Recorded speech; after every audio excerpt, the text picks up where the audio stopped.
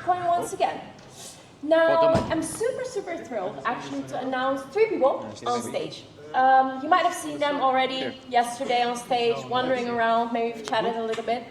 We'll be speaking about the rise of Bitcoin finance more specifically, right? We already spoke about Bitcoin being in motion, etc., the DeFi part to a great extent. So we're going to hear right now from wonderful people. I would love to welcome, first of all on stage, Robert Pickering from All in Crypto. Please put your hands together, wonderful moderator. Thank you. And alongside Rupert, we will have Taco from Manifest. Please be very welcome on stage as well. Put your hands together. One of the people who went to more conferences than I have, most definitely look at this one. An achievement, huh? And alongside Rupert and Taco, we're also welcoming on stage Robert Zaremba. Thank you very much indeed. Beautiful day, thank you from Native. Please take it away, gentlemen. Hope you have a wonderful panel. Thank you for being here. Thank you very much for that lovely introduction. Happy Halloween, everyone. Today is also a pretty special day specifically for Bitcoin. How many of you know why today is important for Bitcoin? Show of hands, maybe? Absolutely. Got it in one. Thank you very much. So today was the day, back in 2008, that Satoshi launched the Bitcoin white paper. This is a big deal because we're all here today as a result of that. And we've heard from many people. We've heard from advisors to central banks. We've heard from builders. We've heard from institutions. The reason the conversation is happening today, and we're all here, is again because of what happened in 2008. And that was the launch of the Bitcoin white paper. It's fundamentally changed our reality. And Bitcoin is a absolute amazement. You know, at the start of this conference, we heard how one individual can change the world. Satoshi has definitely done that. If indeed it was one individual, the jury is out on that. So today, Bitcoin is worth $2.3 trillion as an asset. One Bitcoin is worth $106,000 or 92,000 euros. Now that changes very rapidly, as I'm sure you all know. Bitcoin is increasingly being integrated into our financial system by those who previously rejected it or were very hostile towards it. JP Morgan only last week announced the acceptance of Bitcoin to be used directly as collateral. Now this really does show just how far Bitcoin has came. And of course, as far as the Bitcoin ETFs are concerned, it's the fastest growing Bitcoin or ETF, period, obviously launched by BlackRock. And ETFs today hold 1.3 million Bitcoin. There's only ever going to be 21 million Bitcoin. Today, in regards to the circulation supply, that's about 6%. So I'm absolutely delighted to be talking about the rise of Bitcoin finance. I think everything that I've sort of said there really demonstrates its increased use in the financial world. I think a good place for us to start is with, of course, introducing the panel. We've got Taco from Manifest Network, and we've got Robert from Native Bitcoin Yield. A good question to ask is all of this a good thing, the financialization of Bitcoin? Robert? Yes, I mean, the thing that we need to realize that so far we didn't succeed actually using Bitcoin in DeFi. We are far from there, even though Bitcoin has the largest adoption in terms of the mindshare, people owning it. Yes, if you go to a street, everyone knows about Bitcoin. Yes, so the recognition, yes, goes beyond anything else. And obviously we have seen, yes, a lot of adoption in, I would say, centralized finance. On the DeFi side, we don't see that much. There is, I mean, depending on the calculations, roughly recently I was seeing a very good report, only 1.1% of Bitcoin is used in DeFi. Wow. That's nothing. 1.1% is really nothing, right? And if you want to take it into the picture as like, what's Bitcoin? Why people owning Bitcoin? Yes, some people and Bitcoin maxis or miners, some miners, yes, they believe in the vision. Actually, those people, they represent the majority, right? Of the vision of this world where there is not a single entity controlling the assets, the supply, and the whole vision of Bitcoin being that store of value alternative asset that is actually digital and protected by cryptography. And obviously, we have the very angry Wall Street that is tapping on it and using it for their own speculation, portfolio management, and trying to use it in the capital market. It's still being used in that way.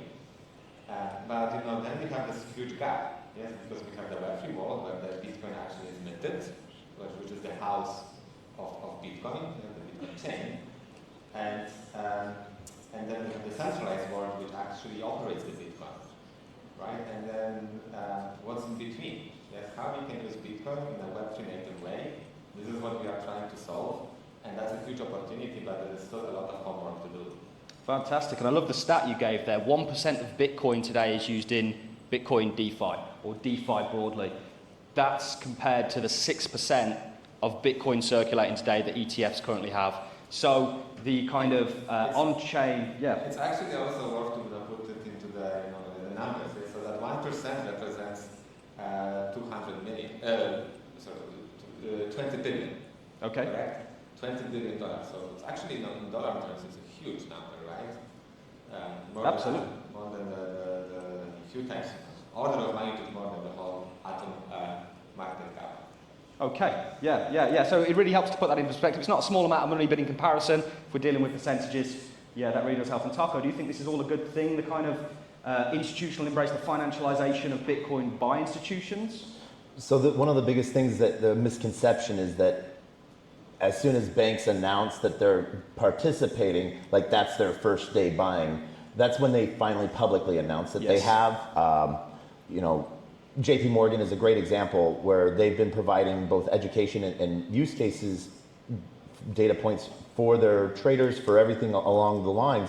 But there was a point when JP Morgan was building 7 different chains at once. Correct. Because they didn't know how regulations were going to go under the last US administration. So they were trying to figure out how to make a product that could fit into anything. So it's not that these banks and institutions are just now getting into it. Now they're just publicly doing it. So when people see that these large banks are getting into it and publicly announcing it, and they're like, well, why isn't my bag moving? Why isn't price, going sky high? It's because they're already involved, and have been for years. So these people aren't dumb, they hedge against anything and everything. So we've seen a big push now, though, with different financial instruments, which can be a little bit worrisome in some regards, as we've seen before financial instruments that are amazing get mixed in with toxic debt. And unfortunately, that's sort of where we're coming back to that, where this entire ecosystem that we're part of, that we're building, or that, inspired us in some way, is now sort of being taken back in a way by financial institutions, because they're figuring out a way how they can use it to control the numbers again. And so they can make other things look good by taking what, we've made great. And so, and that's from everyone in every ecosystem, not just Bitcoin. And so Bitcoin as a DeFi product, we've seen shift. There is no native DeFi on Bitcoin. That's not what it's made for. Yep. And unfortunately, it's shifted from being a peer-to-peer financial system that, was really expanded upon, like, by Silk Road. Okay. Let's just say it. That's what made Bitcoin. I have a younger brother who still has like 6 Bitcoin locked on a phone that he bought for Silk Road, that he's like, I don't know how to ever get back into this, but I know it's here and I'm gonna just keep it. And I'm like, I love you so much. Yeah. But we've seen a huge shift in this. And so as Wrap BTC and now other protocols, big institutions making their own versions of Wrap Bitcoin, we have ZBTC on Solana, we have XBTC from OKX, we have other protocols that are making other variations of Wrap Bitcoin. We've seen how permissionless liquidity pools pushed forward by like Shapeshift for people to be able to not only have, use their Bitcoin to enter into DeFi and EVM networks and other chains, and how we've seen Thor chain really sort of push some really cool technology pieces. not many people are spending sats these days. Yep. They collect them or they try to, and so they figure out different ways to do that with DeFi. And you mentioned the good with the bad. You know, why do you think we're seeing this explosion in regards to Bitcoin finance? To throw that back at you, is it because Bitcoin is just simply a better asset? You know, why do you think we're seeing this kind of real embrace of Bitcoin in the financial world? It's the only thing that so far is so big that people don't think it will take a lot for it to fail, that some regulatory clarity could be made around it. And so because it was shored up so much on first principles, that the idea that no one person, no centralized authority could actually control it, that it would give stability to something. And so the idea of that Bitcoin moves, one sat is supposed to always equal one sat. You know, we've seen a lot of things change in that. And right now we're seeing a lot between Bitcoin core change and, you know, the amazing people over at Ocean Pool, trying to strip away like inscriptions. This is the thing though, every new generation wants to make the new thing that they're using different, fit them.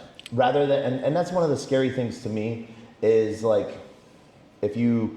there's that whole ship building process. If you change every board on a ship, is it still the same ship that launched? Will Bitcoin still have the same protections if it gets changed too much? And I do definitely want to come onto that. You know, we're going to talk today, obviously, is the day of the release of the white paper. There was a vision of a peer-to-peer currency, and we're going to get to whether that vision is still being followed or whether it's maybe drifted off. Before we do that, Robert, I want to come over to you. How are you enabling Bitcoin finance with what you're doing over at Native Bitcoin Yield Hub? Yeah, absolutely. So one reason that we didn't see the explosion, as I was referring to your previous question, we didn't see explosion of Bitcoin in DeFi was the problem of an access. Yes. You can easily buy Bitcoin on an exchange, right? And then you withdraw it to your own private wallet. But doing it in a DeFi world is not that easy. So like from historical reason, if you see by the way how the things evolved, you know, Cosmos and the Internet of blockchains, yes, was all around this, you know, IBC, secure, control secure, Web3 native interoperability. Yes, Ethereum got their own world with, you know, a blockchain where you can mint your own new assets. And then recently, yes, we see a lot of explosion in the stable coins, right? Because this is what everyone understands, right? When you go and check your wallet, you rather probably want to see like in the dollar terms rather than, I don't know, like ETH terms or Atom terms, right? Like 99% of the people will basically, you know, I mean, you can have also, you can see it in Bitcoin terms, right? But 99.9% of the people use dollar terms for that, right? So we are thinking in that way, and Bitcoin is, you know, like a kind of a storage of a value.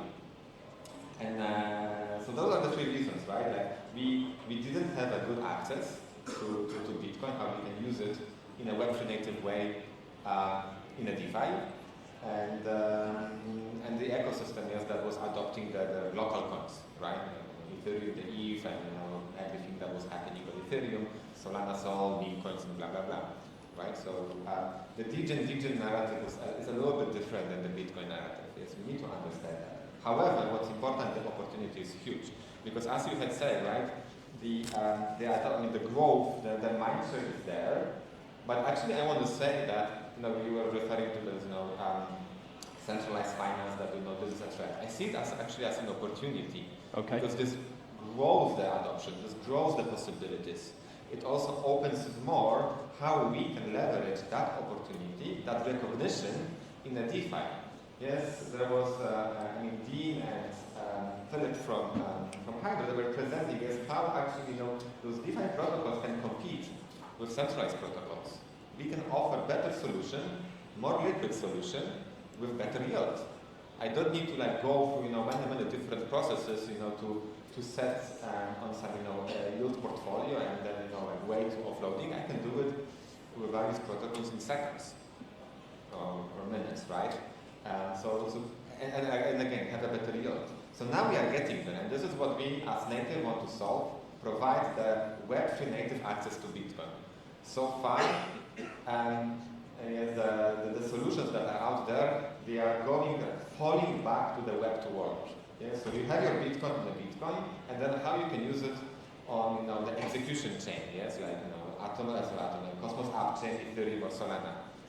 The only ways today that you can do it are through some federated setups. So federated means that you have some federation that is controlling the permissions. It's an authority basically, or multisig. Yeah, so this is what OKX is doing, Coinbase is doing, BitGo is doing, and so on. In both cases, this is not Web3 native, right? There is some permission setup, additional trust assumption, and the control. And again, the reason that we couldn't go over that limitation was the limitation of Bitcoin. Yeah, so we took a step back and thought, okay, how we can solve it. We were working with the cryptographers from Wassman Institute.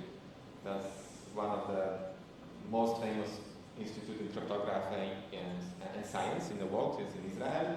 Wow. And those professors, they invented an extension on an MPC protocol, yes, to PCMPC, which is basically the first MPC protocol that is trustless. It means that, like in a traditional setup, when you use MPC, again, you give a control to some signers. That is, we can then discuss it as a separate subject. Yes, it's better than multisig, for example, better than multisig. Here, is like the user is also in charge. I don't have to give up, my full the custody of the Bitcoin to someone else. So that's kind of a breakthrough.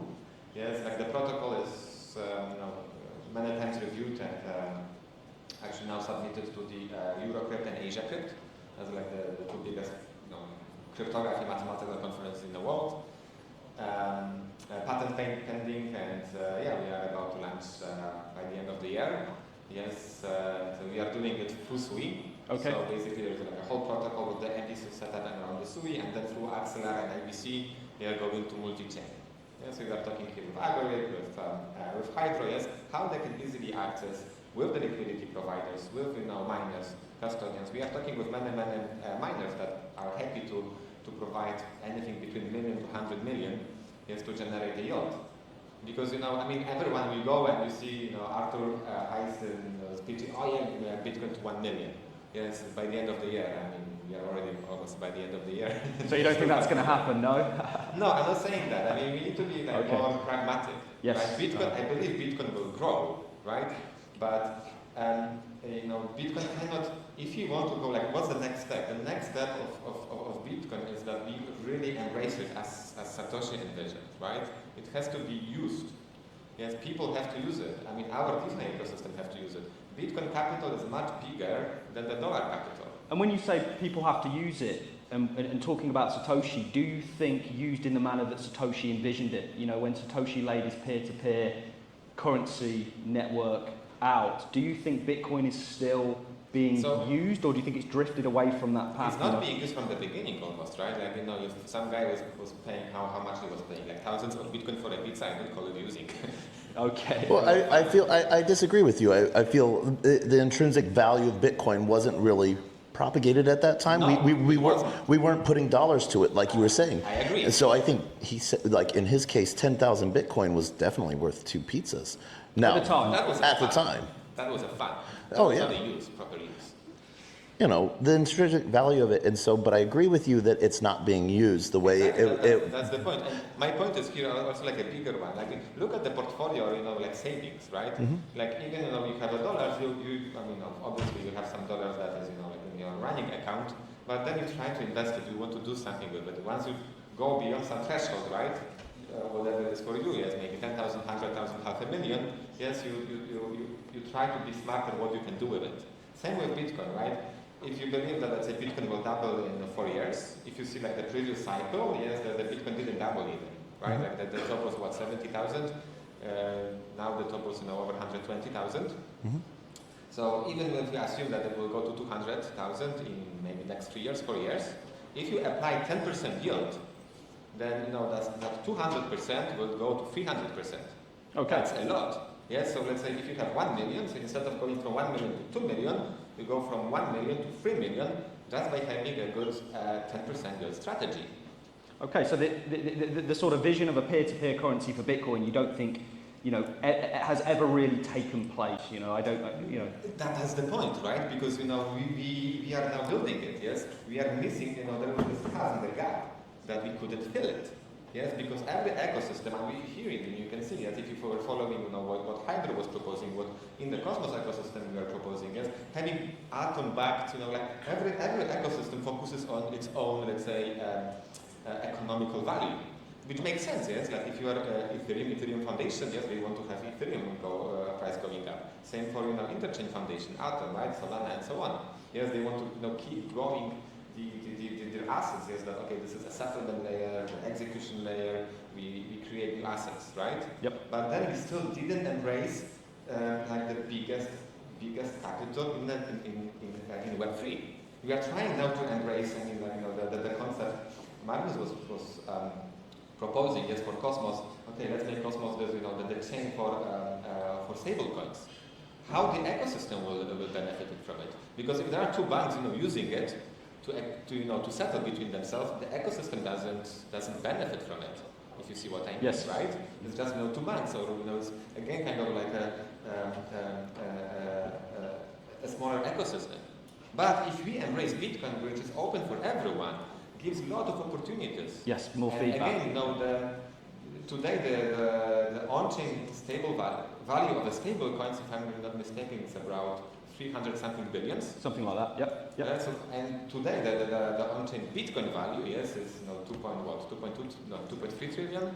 Yep. So it's much bigger, right? So we should leverage that. Yeah, absolutely. I'm not saying that we should give up the stables. It's important use case. Yes, we need to grow the adoption. Yes, so that's what I wanted to tell you, that I see this, that centralized finance, that adopting those things, for me it's opportunity. But okay. The bigger opportunity for Web3, for us, for the ecosystem, is embracing what we already have. Okay, and leveraging that in the same way that institutions are. Absolutely. And bringing that on-chain, bringing that natively, and embracing all those properties that Bitcoin brought to us. Taco, how are you seeing people leverage Bitcoin today financially? We're talking about the rise. We've spoken about how institutions are leveraging it. We're talking about how wrapped Bitcoin layer 2s. How are you seeing Bitcoin be embraced in a kind of DeFi native manner, an on-chain manner?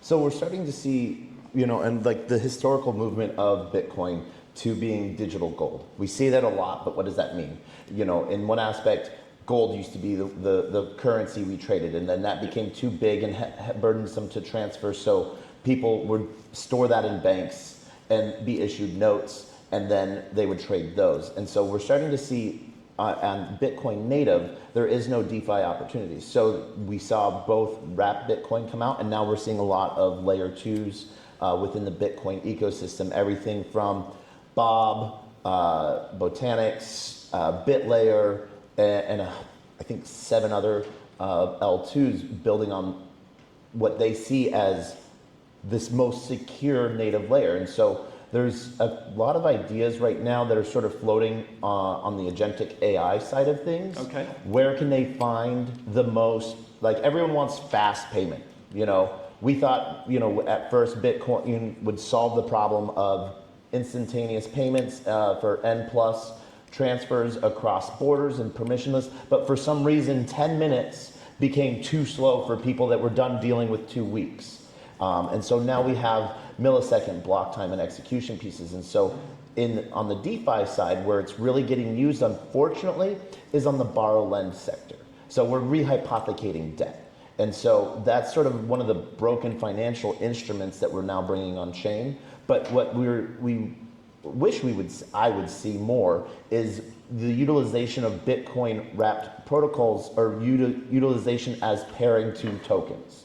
So as new projects launch their token, right now they've sort of gone away from pairing to the native token, which I think really is a crappy move, just to be honest. Like, when you launch a new project and you launch it on Cosmos and you go pair it to USDC, that's a dick move in my opinion, instead of pairing it to Atom.